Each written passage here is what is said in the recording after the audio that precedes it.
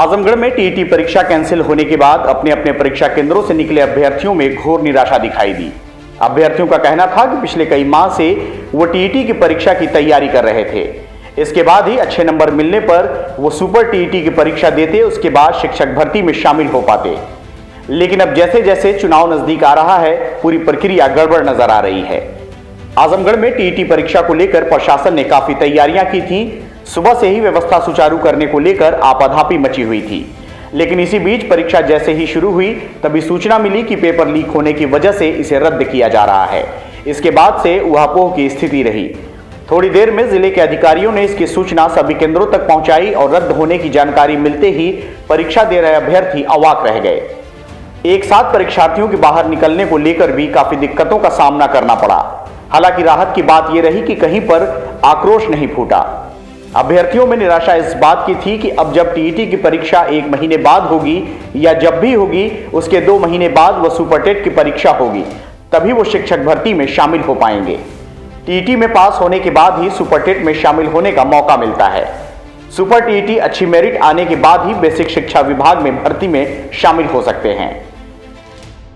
Paper बताया गया विद्यालय में कि पेपर आउट हो गया है, इसलिए परीक्षा को निरस्त किया गया। आप कहाँ से आए थे? हम आए थे यहाँ से खैरौला साइड। कहें सरकार की बहुत सी कमी है। एक ही दिन पेपर सरकार को नहीं करवाना चाहिए, तो प्राइवेट विद्यालय सेंटर बनाने के नाते हुआ है। हम बस यही सरकार की लापरवाही का नतीजा है कि पेपर लीक हो गई है। अगर थोड़ी सतर्कता बरते होते तो आज ये दिन नहीं होता और हमारी मेहनत खराब नहीं होती। इतनी सिक्योरिटी के बाद भी, सुरक्षा के बाद भी पेपर लीक हो गया जी, उस पर क्या कहेंगे?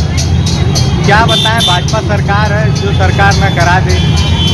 भैया हम लोग लगभग 6 महीना पहले से ही तैयारी कर रहे थे।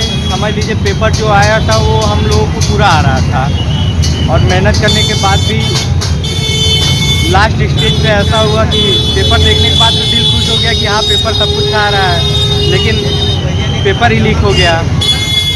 ये हमारी सरकार की जो विफलता है, कहीं ना तो कहीं बहुत बड़ी कमियां हैं। जो बच्चे इतना दिन रात मेहनत करके पढ़ रहे हैं, फिर भी पेपर लीक हो जा रहा है। कहीं ना तो कहीं उत्तर प्रदेश सरकार की जो है बहुत बड़ी कमी है।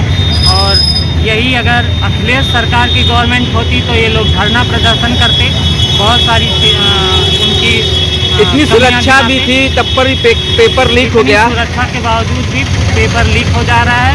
हम तो यही कहेंगे कि अब नई सरकार आए समाजवादी पार्टी की, जिससे जो है बच्चों के, अभ्यर्थियों के फ्यूचर के लिए बहुत बेहतर हो। CIB इंडिया न्यूज की सभी खबरों को देखने के लिए लाल रंग की बटन को दबाकर चैनल को सब्सक्राइब जरूर करें, घंटी जरूर दबाएं ताकि हमारी सभी खबरों के नोटिफिकेशंस आप तक पहुंचते रहें।